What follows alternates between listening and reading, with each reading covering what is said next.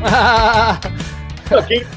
What's up, everybody? Welcome to Talking Cardboard Live. I'm John. That's Joan. We're 100% obsessed with the hobby. No industry glaze here. Just real talk about ripping packs, chasing grails, trading at shows, and geeking out over cardboard, vintage, modern, Hall of Fame prospects, whatever your PC is. We're here for it all in that kid in a candy store kind of feeling. Y'all ready? Let's rip into it. This is Talking Cardboard Live, episode 13. How you doing, Joe?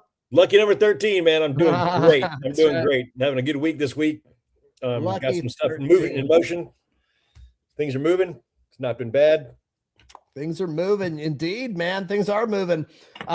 Including Caleb. Yeah, good. I'm good. Like talking about number 13. That used to be Caleb Williams' number. He's on the cover of Madden today. That was pretty sick as a Bears fan to see that.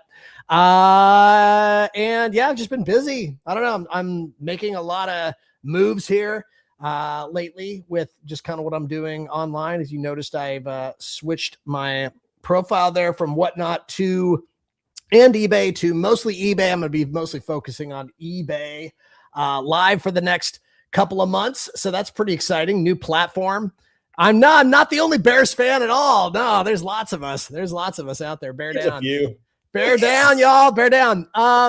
So yeah, today we are here to talk about this episode 13 is going to be because there's a lot of stuff going on in the hobby. We just got the news today about PSA and all the BS that they pulled, that last second crap they were pulling with like making it so that people were planning to make their submissions the last day they could submit. They couldn't do it. And, with all this stuff that's going on in the world, we thought it'd be fun to have a less serious talk today just about what got us into the hobby. Like what got you into collecting is a really, I think it's a topic that everybody can relate to, and we all have our own story with that. And we were kind of starting to dive into a little bit. We always do this before the episode. We actually start to talk about the things we're going to talk during the episode about.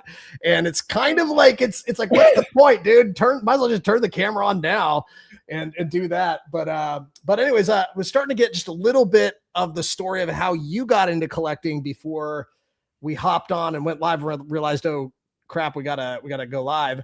But maybe you could start this conversation, if you don't mind, retelling to all the people that don't have any idea how you started collecting. Why don't you give us a little bit of the origin story for Jobo cards? So the origin story for Jobo cards was really twofold. It started in 1978. I went to a New York Yankees game in August, and it was actually for my birthday, for my 7th birthday.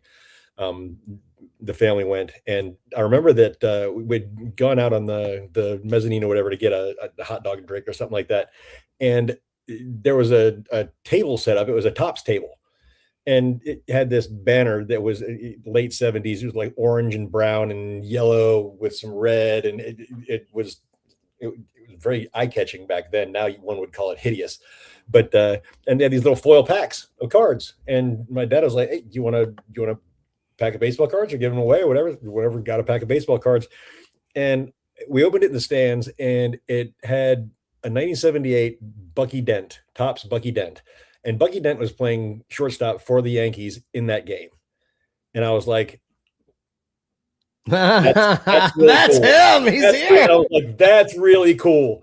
And so that really got me, my interest started. And then I was a huge reader growing up. So I flipped over the back, and there are these stats, and you can read that little story, like little, Topps had these little blurbs on the side, has little, just, what ifs or little fun facts about the players or whatever it was on the sides of the card.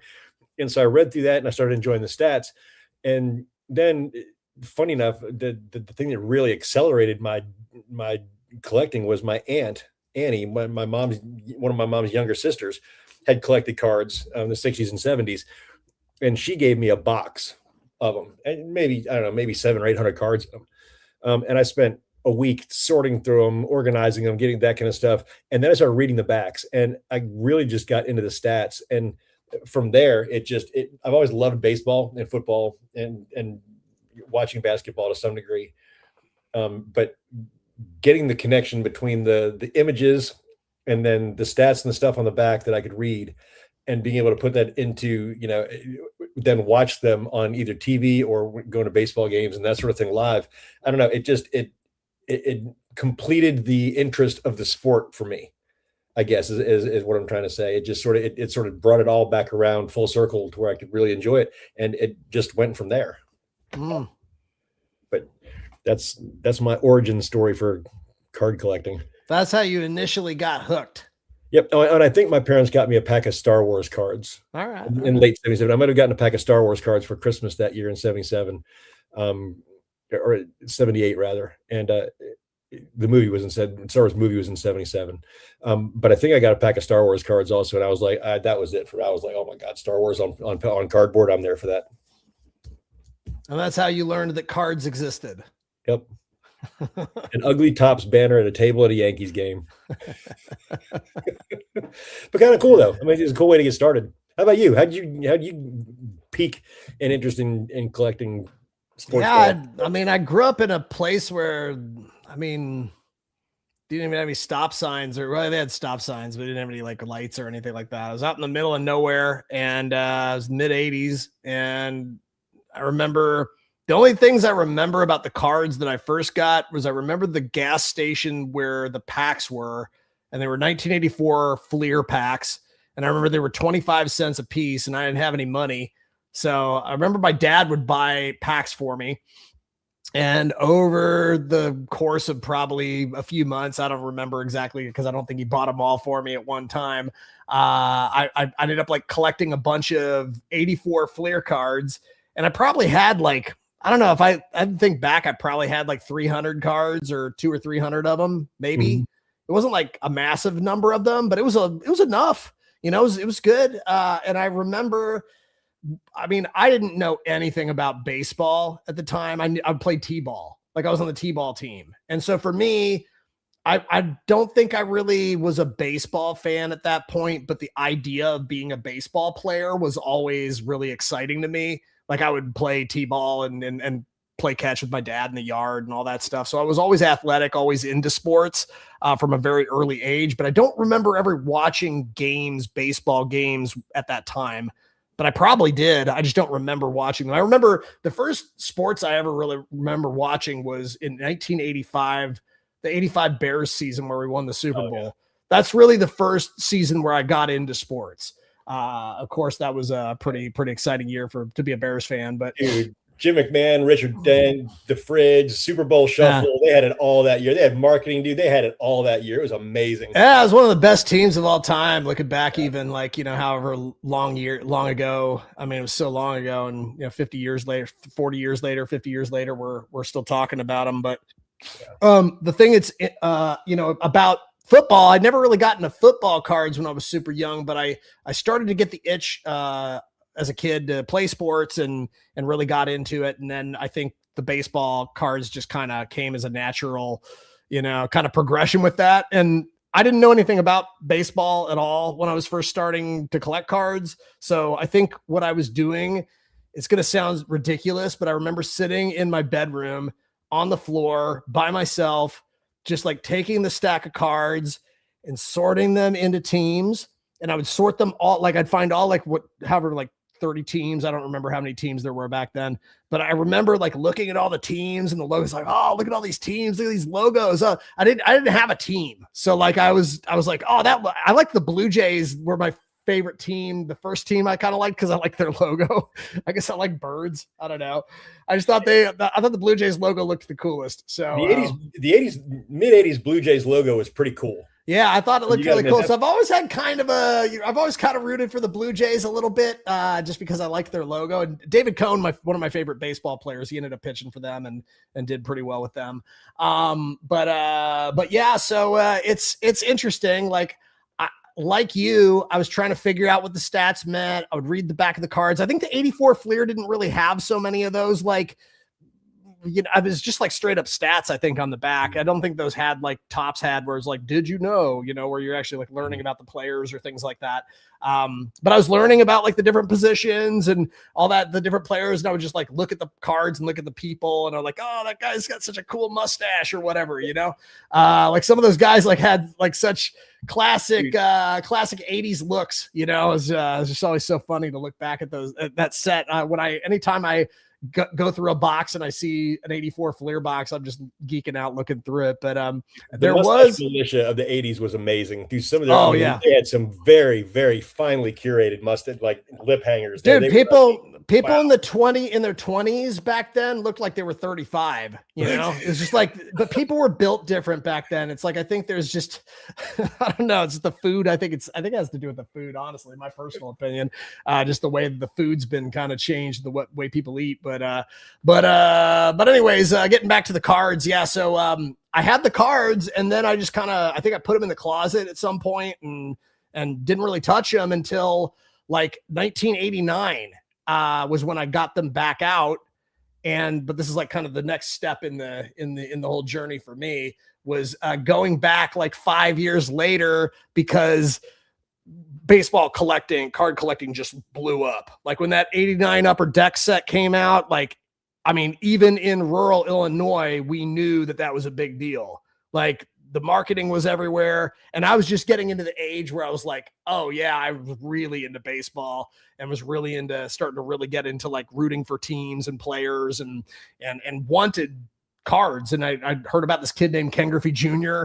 And he's got this crazy rookie, you know, but it was right around that time that I thought to go back and get the baggie of cards that I had in the closet and see what was in there. Cause I found out that there's this guy named Don Mattingly who's pretty good.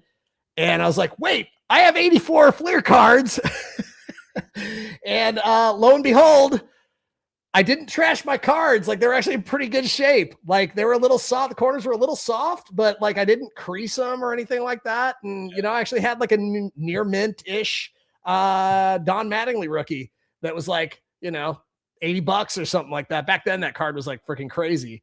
Yeah. Like the hottest card on the market probably at the time. Baseball. Yeah. So yeah, that was, I kind of strolled back into my first, like stroll back into the hobby. I was kind of like Richie Rich. I kind of rolled into it big time in terms of the economy of gummy bears and cap guns and whatever other trouble I was getting myself into when I was that young. So that's funny, because in the 80s, I continued to collect cards all the way up to about 1987. Then my focus sort of switched more to live music I'm still into live music, but you know, the funniest thing I do remember about the mid 80s, 84, 85, 86, was I would have to make decisions about how I was going to spend the little money that I had. You know, if I had 3 quarters in my pocket, was I going to spend 1 quarter on a game of Asteroids or Galaxian or Missile Command or Galaga? Yes, I'm dating myself here. However, or could I buy a pack of cards? And so I would alternate. Usually, if I had 75 cents, or if I had $1, I'd play 2 video games, buy 2 packs of cards. If I had 75 cents, occasionally I had a budget. You know, I can't do just the just the cards, or just, you know. So I had to figure out, what did I want to play, a video game, or did I have to, you know? And where I grew up, and it was growing up at that time in rural Pennsylvania. We left New Jersey in 81. In rural Pennsylvania, we had a gas station that had we got our first coin operated video game. And dude, you might have to wait 45 minutes to get on that video game, because the lines of quarters across the top, and the line of kids. Oh yeah. Yeah. So then you get a pack or 2 of cards, and you open the cards, and you're in line. If your buddies are sitting there, you'd flip cards from time to time. So half those cards got tore the heck up, because you're sitting there flipping cards to trade them. And meanwhile, you're destroying them at the time. They told us that anyway, we're going to go home and stuff in our binder folders or our shoebox anyway. So who cared? But, you know, it just, I don't know. It was fun that, you know, there's decisions being made. Do I play video games? Do I buy cards? Cards won a lot of the times. But then, you know, 87, I sort of backed off. 89, I graduated and started college the fall of 89. And then I started my quest to flunk out of college, and accomplished that by, you know, touring with the Grateful Dead for 11 shows and not going to class. And they ended up in the military. There you go. All my cards, I had 2 big boxes of cards that I gave to my cousin Richie when I left for the military, because I was like, I'm not going to need these anymore. I'm not going to want these anymore, blah, blah, blah. That was stupid. Did you have like some nice Really cards? stupid. I did. There were some nice cards from the 50s and 60s in there. There was some other nice stuff from the 70s and 80s in there. And I talked to him about it, and there was some decent value in those cards that I gave him, but I didn't foresee myself ever going back to doing that and that kind of stuff. So then lo and behold, the late 90s, I get out of the military, and what do? Go to Chapel Hill, get to know, a couple of guys playing basketball there, and start buying packs of basketball cards, hoping to get some rookies or some Antoine Jameson and Vince Carter and, that kind of stuff. And so that was my second foray into collecting, was that,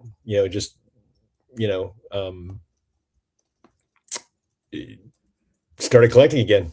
It started enjoying it. Again, back to reading the backs of the cards and checking the backs and the little funny stories and that kind of stuff. And then ultimately my marriage failed, and daughter came along around the time that marriage was failing. And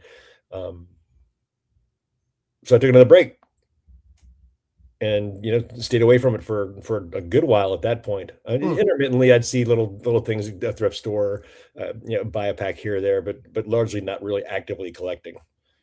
How about you? Was your departure and reemergence? I think when I got back into, I came back into collecting, and then I think I traded. I'm trying to remember what happened. I mean, I amassed a bunch of cards at some point around 89, 9. I mean, I was full into it, like 89, 90. I remember I was really into it. And at some point around that time, I acquired, and it was a big deal, I acquired a 1987-88 Michael Jordan card. That was like for me, like a holy grail kind of card. I mean, I'd been like, I can't remember what trade I worked up. I worked up some kind of trade for it with this guy who owned a dime. There used to be this thing called dime stores. They were like, what is a dime store? But this guy who owned a dime store, he had a little card case, and he and I would trade and talk cards and sports and things like that. And so, I ended up acquiring that, and then I ended up moving. I moved around a lot when I was younger, and I ended up in Wichita, Kansas, and the kids in the neighborhood ended up trading me like 100 cards for the Michael Jordan card. They talked me into doing it. And back then I was just like, I didn't really care. So I traded it to him. I thought I was getting a good deal. I didn't get a good deal, I'll tell you in hindsight. It was all a bunch of junk wax, probably. I probably got a bunch of junk wax basketballs, probably what I got from him. And then I remember, I don't know, at some point, like when I became a teenager, I just kind of lost interest in it. Then I moved to Phoenix, and then I got really back into it, like seriously back into it. And I got a job at it's funny that you talked about video games, because I think this is just a guy thing. Like cards and video games like go hand in hand when you're young. And I remember when I got a job as a bagging groceries, so I get cool shoes, buy more cards, and play more arcade games. That was the whole reason why I got a job when I was in high school, bagging groceries. My first real job when I was like 15 years old. I remember that. And there was a card store that was right across. It was actually dangerous. It was right across the street from the grocery store where I used to work. Oh, and there was the Peter Piper pizza that was there. So I'd make the money, I'd go right across the street and freaking spend all of it. So I'd be playing Mortal Kombat and Street Fighter and NBA Jam, like He's on Fire. I'd be playing all that stuff, and then go right next door and buy packs. And oh yeah, because the pizza places always had the video game section. Yep. And then I'd be drooling at the cool cards that were in the case that I somehow thought I couldn't afford. Like, I mean, I could have bought a Jose Canseco rookie if I wanted to. I just didn't have the discipline to save the money up to, or I'd rather buy packs. It was like back then I was like a lot more into ripping packs, and because it was so cheap. Like that's one thing that I feel bad for kids today is they don't understand what it was like to just buy a stack of packs. Yep. Like, I mean, I've seen kids buy boxes, but those boxes are just ridiculously expensive. I mean, packs used to be $0.25 when I was a small kid, and they were like $1, like for most of the time that I was a teenager. And then, I mean, some of them got a little more expensive, but some packs were more expensive than that. But I don't know. I feel like that's part of the joy of collecting that I wish was a little better. Now, granted, back then you couldn't get like autographs and super low serial numbered stuff and things like that. But I don't know. I don't really like back then. I kind of wish that, I don't know. I do like some of those cards. Don't get me wrong. I do like some of the advancements, but I just think that there's probably a better way to do it. Probably a talk for another time. We want to focus on the positives here, which is like, so getting, but I'm trying to think of like the time where I got back out of it. Cause I pieced out of the hobby like several times going into adulthood. I'm trying to remember, did I sell all my cards at some point when I went to college? I think that's what happened is I just sold all my cards when I went to college. And I don't remember what I got for them. I don't remember what I even had. And yeah, cause I don't remember anything like, oh God, I wish I would have had them. So anyways, that catches me up all the way into college. So you gave the story of like kind of into college, didn't do college. And then we're going through some cool life stuff, some not so cool life stuff. And then, so I think at some point I got back into collecting after college. So that kind of catches me up to where you were in your kind of story with all this. Yeah. I kind of got back into collection when I went back to college after the military, which is kind of funny. And, just trying to collect a couple of the basketball cards from some of the players that I was friends with. Vince and Anton and I became fairly close friends through Adamola at UNC and that. And it was cool to be able to, go and get an Antoine Jameson, a 98 Antoine Jameson, Topps rookie card, or, Vince Carter's rookie card, that kind of stuff. It was cool. Yeah. Of course, I didn't ever think to have them sign them or anything like that. But, I think it was probably 2000 or 2001 before I pulled my first numbered card in auto. And I remember just like, what the hell is this? What are these numbers? What do you mean numbers on cards? And then I pulled the auto and I was like, holy crap, there's an autograph in here. What is this? But it was gaining in popularity again at that point. My daughter came and I was working 24 hours as a paramedic and then ultimately went back to nursing school and career there. And so it just I always had my collection at that point. I always wanted to do more with it and display them, this kind of stuff and enjoy them more, but I never really had the capacity to, or the time really to really delve and get back into it. So I, sort of set it aside until really 2022. That was my last reemergence into collecting in the hobby. And, that actually started out as honestly an active therapy, I think, because, being in critical care during COVID was just absolutely miserable. And, it was sucking my soul, more or less. It was literally sucking the soul out of my body. And my daughter and my wife were both like, are you okay? I'm like, I'm not okay. But I went to a card shop that I just stumbled upon in here locally and sat down and just started flipping through the dollar boxes. And I found my heart rate slowed down. My brain just calmed. Everything just went calm in me.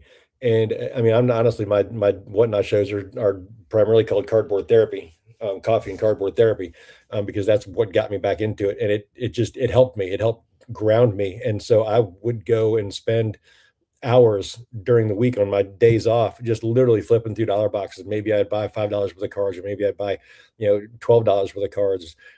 Then I bought a box, and then I started buying some packs. And from there, it was just like, oh, look at all the shiny, look at all the color, look at all the numbers, look at all the autos, let's go. And now it's just, now it's an obsession. I love that. I think there were some dark times that I had that when I'm not going to bore you with all the details. I ended up marrying somebody when I was really young and it wasn't a good match. And I think it was interesting. Like there'd be things that she wanted to buy. And then I would always just like ended up buying a couple of like boxes from like Walmart or whatever, like the multi-packs of packs or whatever it was. And it was all around the time of like Kobe Bryant rookies. And like, I think it was around that time that this was happening, but I just remember opening a bunch of packs. I think that was the first time I actually ripped and opened a memorabilia card or like a signed card. And I was like, oh, these are cool. And the serial numbered stuff. I thought the serial numbered stuff was really cool. I actually think I remember the biggest card that I pulled early on when I pulled I got like an RPA of Darius Miles, I think was the guy's name. Like he was the Clippers. He was the number 3 pick and he totally bombed. They said he was going to be the next like Kevin Garnett and he was terrible. But like, yeah, that was like, that card was worth like $100 when I got it.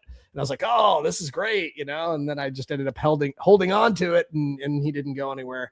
But I think like, thinking back to the hard times that I was going through, I was having a hard time kind of keeping my sanity. And I think that there is something for me, it kind of taps into that liking to organize things and liking to I think it's a calming. Actually, I think it's also it gives your brain a chance, at least gives my brain a chance to it's almost like it's a process that my brain can do that doesn't require me to be creative.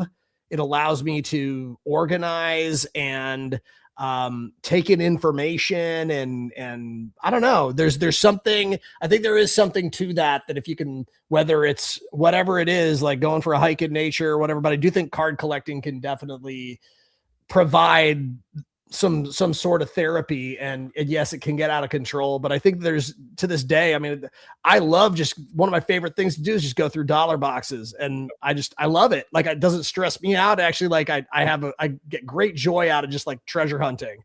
It's like, I think there's that too. You're always like kind of on the lookout for something that catches your eye or something interesting. And so for me, that's another part of it that I always really enjoyed from the very beginning was like this finding something cool that you didn't even know was in there, or maybe somebody else didn't know was in there. And you're like, you were the one who found it, you're the one who found it. So over the course of several years, I know I amassed a bunch of cards and I think I sold them again. And then this kind of enters a period of my life where I was like, I'd buy some cards, then I would sell them.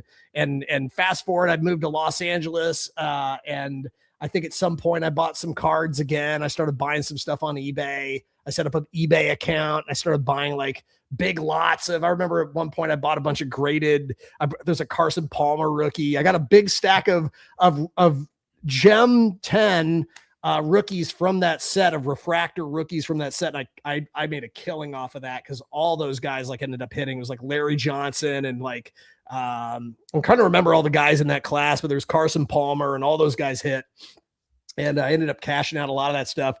And it was around that time that I think I cashed out. I had a Tom Brady rookie that I picked up at some point, like several years earlier. And then after he won his first couple Super Bowls, I ended up cashing that card that I paid $2 or $3 for his rookie year. It was numbered to 250, Flair Showcase numbered to 250. And that card now, I looked it up. Last time I looked it up was like 15K or something crazy. It was you say Showcase? Yeah, Showcase, Flair Showcase numbered to 250. Yep. Showcase row 1, Tom Brady. Yep. And you sold it. Oh my dear Lord heavens. I picked it. I picked it out. I did great. Like I sold it for like $400 or $500. It was like a hell of a lot more than I ever thought I was going to get for it. Yeah. Like it's fine. I don't have any problems with that. Like I sold my Bitcoin. I bought a Bitcoin when it was like, how much was it? $400. And then I ended up selling it when it was like 7,000. You can't really, you can't go back. It's like, I did better than, I did better than with that card than I did with the Darius Miles. That's for sure. So it all kind of comes around and sometimes you win, sometimes you lose. It's all good. But, that's kind of, I did a lot of that, like kind of buying some stuff, then selling some stuff, then buying some stuff. And, I think that kind of catches me up until like very recently, which, maybe we can catch up a little bit more with you and what kind of where you kind of went from where you were last talking about with your collecting. Well, I mean, I went from there. I went to, that's funny, Keith. You're exactly right. And honestly, if anybody knows Tom Brady, reach out to him, see if he'd like to sponsor a podcast. We'd take sponsorships. I'm okay with that. But yeah, so it sort of went from collecting to a job when the federal funding for my statewide emergency preparedness job closed, and I was looking for work, and the local card shop that I had been getting therapy at, wanted to start up a Whatnot stream, and they asked me, "Hey, would you like to, potentially be interested in starting this up for us?" And I was like, "Sounds cool. Let's do it." And that then progressed into, again, establishing an LLC last summer and starting this card business last August, which has now, it's do I still collect? Do I have some PC cards? Yes. Is virtually everything I have for sale at this point? Yes, because it's a business, and to take a a moniker from South Central LA in the 80s, you don't get high from your own supply. So, it's like you can't you can you can collect to a degree, but if you're there to make it a business, you have to be really a little more shrewd in what you're keeping and what you're moving. You can't keep it all. I mean, I bought a lot of 137 5-row boxes last October. I've been through less than a fourth of them. And I mean, it's close to 1 million cards. And I pulled that one of those boxes where I pulled that Kobe rookie out of the other day, along with some other stuff. But that's where we are currently. I mean, currently I'm trying to refine my PC into some specific cards that I like. And the whole mass collecting thing, there are some boxes of cards I had that are holds that are Bowman firsts or autos, that kind of stuff of players, and some key rookies. But other than that, Mike knows, he helps me out at shows sometimes and comes and sees the shows and stuff. And it just, if I've got it there, you can get it. Tom, if Tom's tuning in, hi, Tom. Yeah. Tom, if you're on here, big fan. I'm a big fan. I like his what he's been doing on YouTube since he retired. I like his little he does these little shows on YouTube that are kind of interesting. Really? Yeah. He does like breakdowns and things like that. He's an announcer now. So he does he did like a cool one where he did like the top 10 throws of 2025 or something like that. It was great. Big fan. Even though I'm bummed out that I'm not bummed out. I did well on that card. But it is one of those things where you're like, oh, that'd have been a nice card to keep. But yeah, I mean, that's, as far as like where how I got from where I was last talking to where I am now, I think I remember like I just started buying some cards again a couple years ago. And then it was like I think I bought them on eBay, and I don't think I ever went to a card show here until I actually started selling. But I think I had this idea, well, there's this Whatnot app, and I was checking it out, and I was like, oh, this is kind of cool. And I started buying some stuff on Whatnot. Oh, I remember the pandemic happened, and the pandemic's actually what kind of got me back into cards again, because we had nothing to do, right? I ended up buying a ton of like the Topps Project 2020s and the Project 70s. And so that was kind of fun, and just started like collecting random stuff, buying stuff on eBay, things like that. And when I moved to Nashville, I still had all that stuff. It was kind of sitting in the closet. And at some point I just decided to start buying some more stuff. And then this app called Whatnot came about, and I looked it up. I was like, that's kind of fun. It's fun. It's like TikTok meets eBay. It's pretty cool, right? And you just kind of swipe around and buy stuff. And then I thought to myself, I'm like, man, I've been coaching large groups of songwriters for like on Zoom for forever.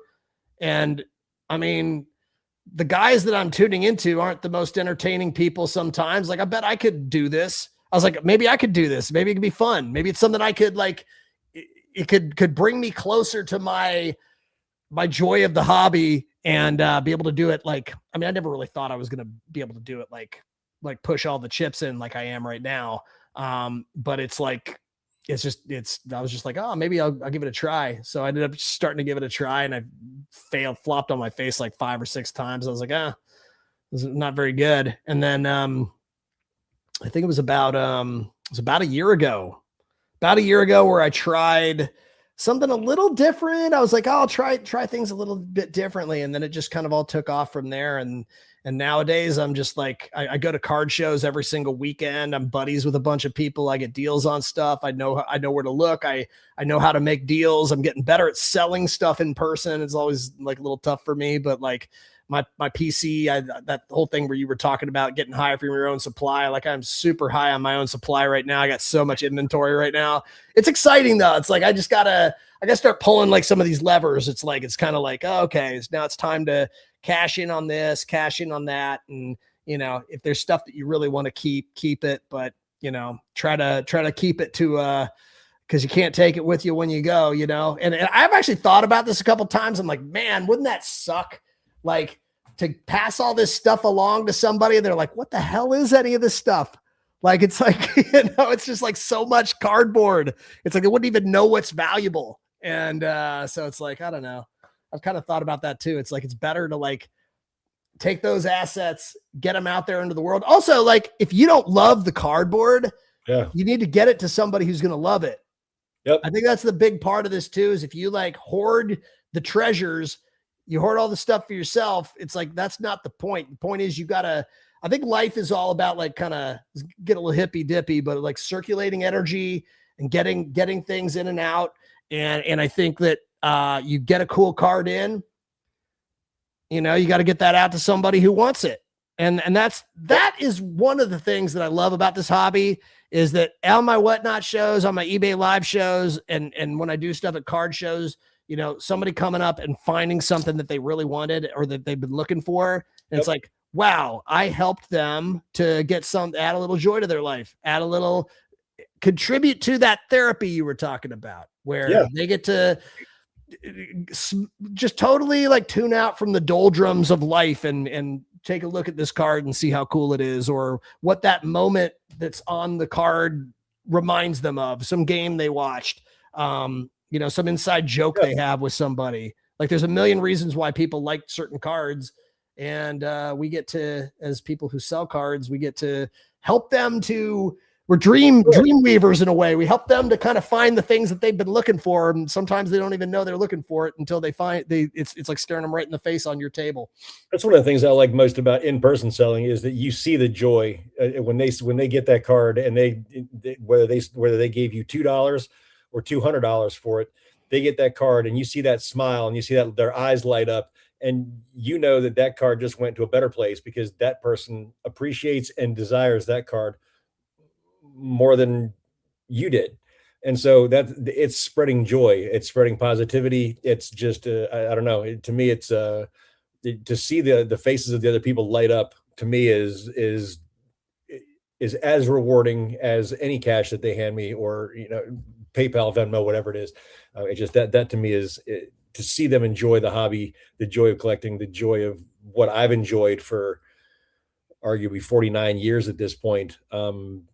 It's pretty cool. It's pretty powerful, I feel like. And you don't get as much of that on Whatnot, but you still, the people that buy from you regularly on Whatnot, right, John? I mean, Alan, Keith, Rich Fratelli, these guys, Rob Hand, that they're enjoying it. You read the feedback on the reviews and all that kind of stuff. And it's just, that brings it full circle for me. I'm like, okay, they really did enjoy those cards. That's cool. People will sometimes type in the chat, like, I've been looking for this card forever. Yeah. Oh yeah. After they buy it, and you're like, oh, that's great. But yeah, a lot of times you don't get the in-person, but it has been really fun. I will say it's happened a number of times where I get to meet the people and shake their hand, like in person, people who buy from me, and I get to I get to get a little bit of that joy when I actually hand them the order that they got from me. It's been really, really fun to do that. Sometimes it does transition a little bit, and some of those people will become friends and buyers that go outside the platforms that you initially meet them on. So it's great. It's all part of the family of collecting and all of this stuff. So funny you bring that up. The Patriot MP here, Mike Pettis. I'm going to go ahead and out your name, Mike. Tough, too bad. Lives about 40 minutes south of me here. Lives where Tiff grew up, my wife. And he was one of my first. He was on my first ever stream for the shop on Whatnot. And within a week or two, you and Kai J. Allen, But he had literally was on virtually every show that I did on Whatnot. He came into the shop to pick up cards, got to know him. He's actually a friend at this point. He's still on a lot of my lives on the WN, and he still comes and sees us at shows, and he knows Tiff, and we met his wife a couple weeks ago, which was awesome. So I've developed friendships locally within the community because of that connection, which I wouldn't have got otherwise. So, it really is a community. The collecting community is a real thing. I do think there's no, maybe no walls up around the fort, but it's a pretty tight community of people. That's great. And I think that's a whole other episode talking about community. I think that's one we'll talk about in the future for sure. Well, there you go. You got the origin stories and kind of what got us into collecting, but then also what brought us back into it kind of time and time again, and kind of what keeps us in it and what lights us up. And I'd really love to, for anybody who's checking this out live or anybody who's checking it out on a replay, if you're just tuned into this, some point in the future, would love to know like what got you into collecting. If you want to drop a comment below, if you want to we do read the comments on the videos, so we'd really appreciate that. We're trying to build this thing. This is episode 13. It's kind of hard to believe we've been doing this for a couple months now, and we've kind of got a format down that we both like, and we're just trying to build this thing up as best we can. We do have a Patreon. That's the only way that you can financially support what we're doing, which is really appreciated, because we do have a monthly recurring cost with this platform, the StreamYard platform that we use to broadcast this show. And if we can get to a place where we're at least breaking even on that, it'll make us feel good and know that we're continuing to kind of build this community here that we're trying to build, which we love so far. It just seems we had our first person show up on the live before the show even started and was typing in the comments. That's the first time that's ever happened on it. We seem to have like a first every single time we go live. Yeah. So it's pretty cool. Like we're slowly growing. We're slowly growing. We do have social media channels as well. We've got a Talking Cardboard Live on Instagram, and we do have shorts here as well that you can check out. And we do have a podcast too. We're starting to broadcast that in the different audio platforms that you listen to too. So, that's kind of my plug for like everything we're doing. If you like, even if you just want to like and subscribe to what we're doing here, it helps. It all helps. We want to eventually get this channel to the place where we can monetize it and make it bigger, have bigger conversations and do cool stuff like giveaway streams and things like that. And we have a lot of plans for what we want to do with this thing. But we're just taking those little baby steps along the way. Yeah.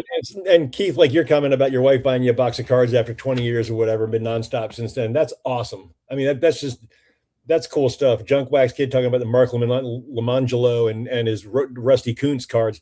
I just bought a couple of Rusty Kuntz cards off of Collects just to have them, because you got to have some Rusty Kuntz laying. I was joking with somebody at the show the other day about it, but I wasn't calling him Kuntz.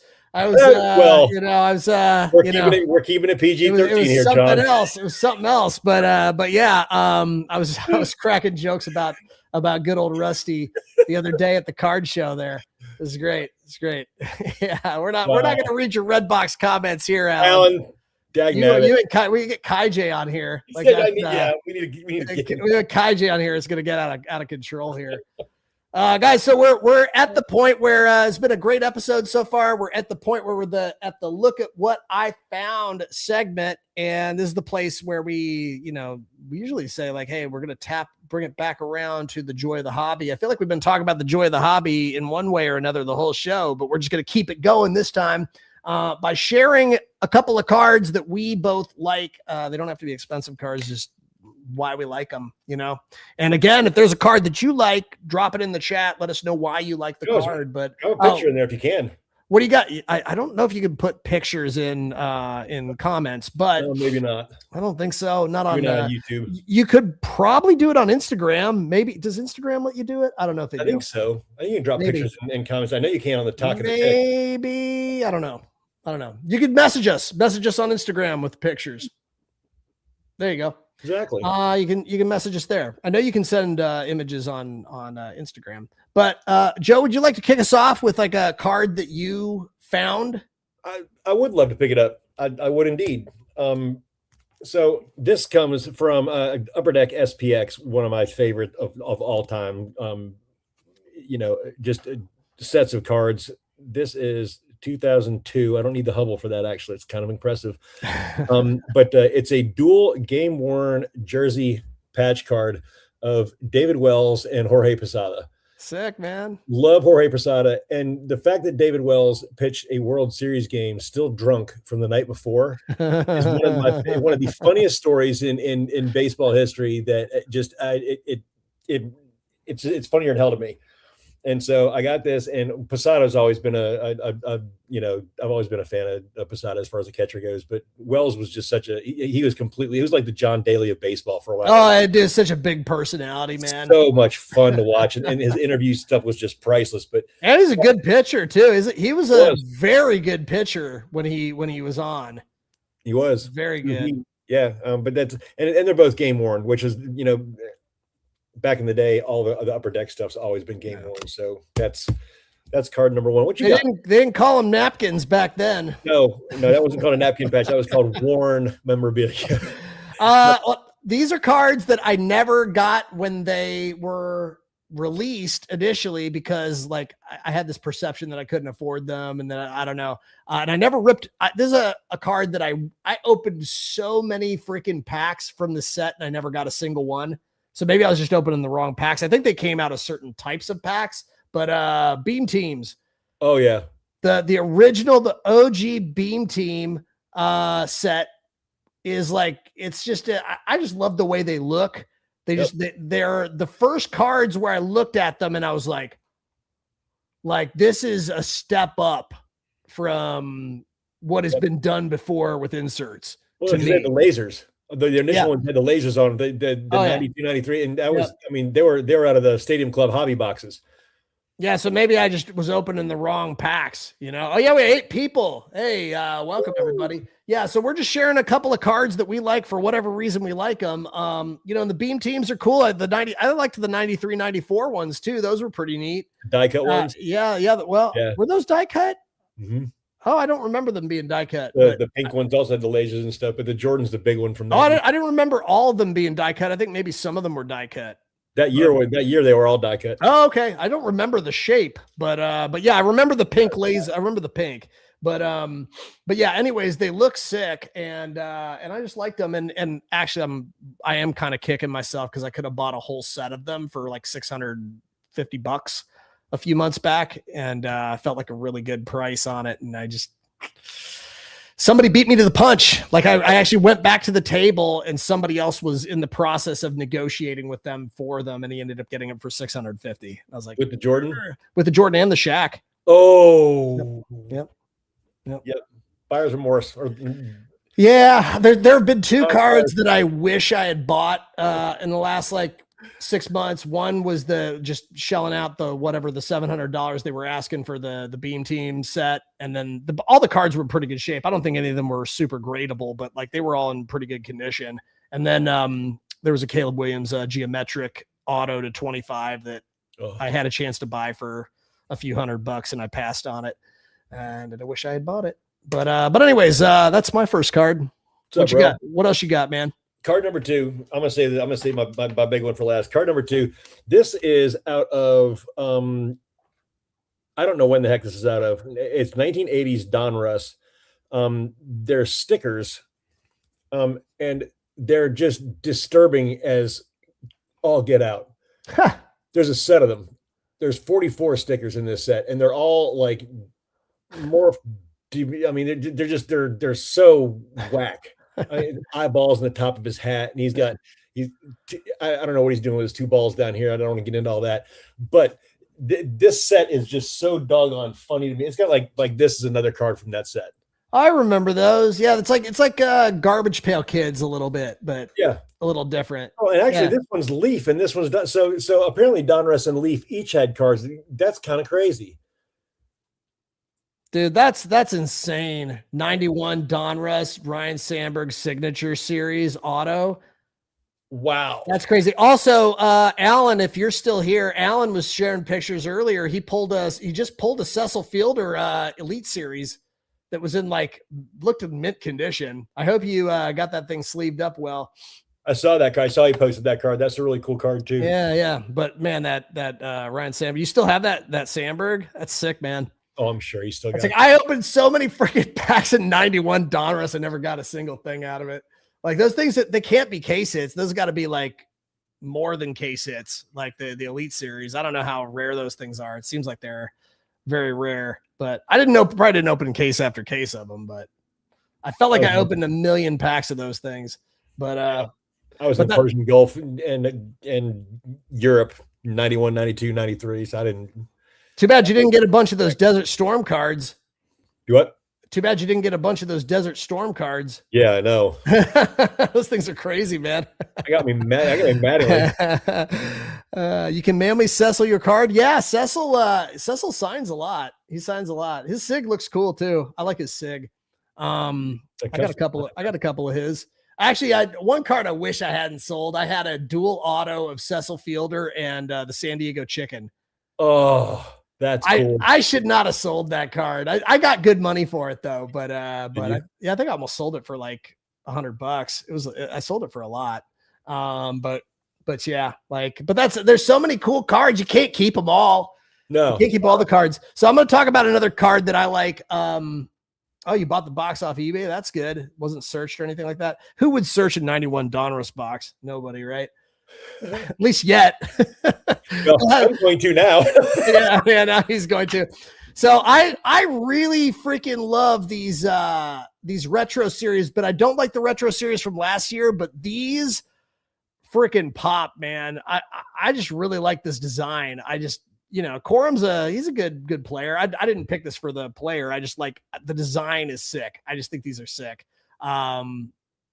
I appeal only, and it reminds me of the 80s. Like they're so 80s in like a cool way that it works for me. It just, and also I like the super big, the Rated Rookie logo is one of my favorite logos of all time.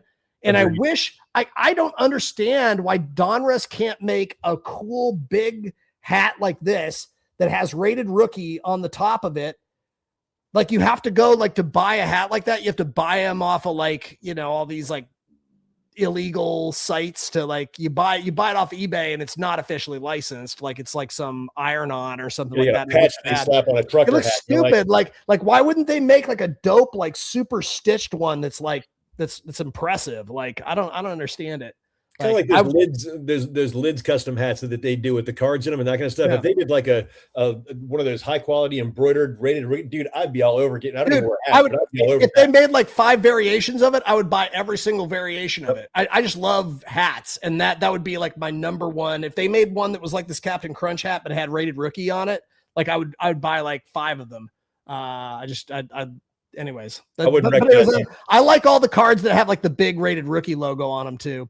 There's actually I can't remember what the set is, but there's one that's like it's a baseball set that the rookies have like a huge like Rated Rookie patch that almost takes up the entire card. Do you know which one I'm talking about? I've seen those. I don't know. Yeah, they're die cut too. They're die cuts. I think those are inserts. Those are SPs, or I think those are reduced print run cards. I don't think they're as common, are they? Yeah, they're like thickies. Like I'm trying to remember. Aaron Nola was maybe one of the players that I saw one of. I think it was from that year. I don't know what year that was, but yeah. Anyways, it was back before all the licensing and stuff came into play with that too. I think maybe. Anyways, what you got? What's your last card you got this week? So the last one was one that I picked up raw with a.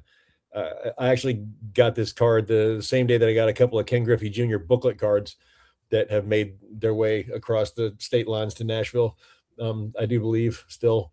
But I got this and sent it off for grading, knowing that it was going to come back between a 1 and a 3, and it came back a 2, and I was okay. All right, there you go. Yeah. Wait, Wait, I think I have a 1.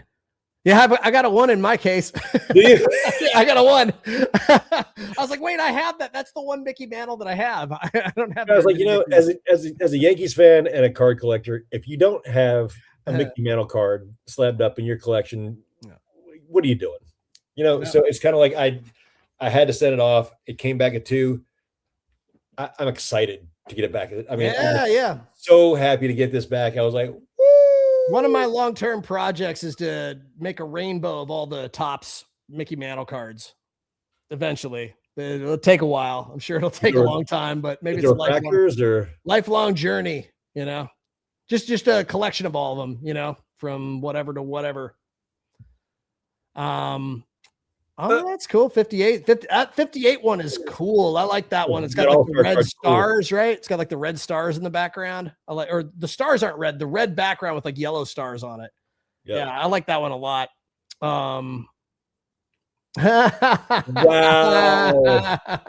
Anthony, I'm gonna get those right out. You got them? Or you didn't get them? It sounds like you already sent them, Joe. He got nice. No, I didn't send him any. Was that you outside my window last week, Anthony? He got the foot pictures apparently. There bro, you go. I mean, I've sent you cards. You got my address. So if I don't, was that you outside? It's like stalkers. I got some stalkers here. All right, don't do that. Don't do that. Joe's glad to send you feet pictures. He's totally fine with that. Just he'll send you whatever you want. Just you see what he did there? He's totally fine. You see what he did there, right? Totally fine. Rim shot. All right, last card. We're going to close this show up here in a second, but last card I got. I think I may have shared one of these before in the past, but these Jersey Fusion cards. I like them. I don't know. Some people that they're not licensed, they're like they took, but I like that they repurposed cards that are kind of crappy.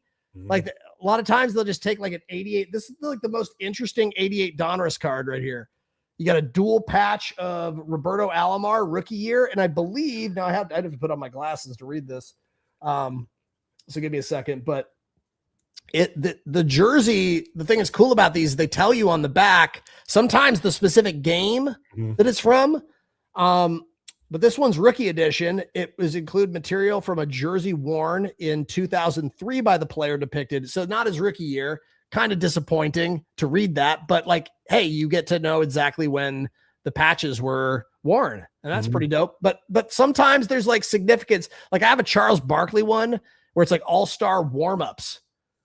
Yeah, I've seen that's kind of cool, right? Like all-star warm-ups. That's kind of random.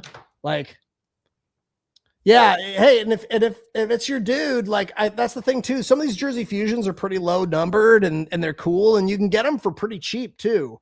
Some of them go for a lot, but you can get a lot of them for cheap. He looks like he wants to spit on somebody. Yeah, he doesn't look too happy there, does he? Roberto Alomar, I mean, he had some times where he wasn't the happiest player. I don't feel like. I mean, he had some pretty intense looks. I mean, Robbie Alomar was. I mean, the dude was a baller. So, he's a Hall of Famer. You know, he played a certain way, and I was never a big fan of his, but he never really seemed to do anything on the field for any of the teams that I was really rooting for. I think was part of it. So, like, you know. I got to see him playing a couple of games in Cleveland when I was in northwestern Pennsylvania. We go to some games up in Cleveland and stuff, and I got to see him play a couple of times. He was a great player. Player, but well, he was a great player. Did some stupid stuff sometimes, don't we all? Don't we all do some stupid stuff sometimes? Anyways, man, this time always goes by so fast. It's crazy. We're at the top of the hour already. We are at the time to close up the show, but you got any closing thoughts? I think we had a good conversation about like what got us into collecting, what's kept us here, and what keeps us kind of like lights up that joy of collecting. And it's been great. I think more than ever, this episode, people have been sharing more of their own stories around what we're talking about. So I think this has been a good conversation.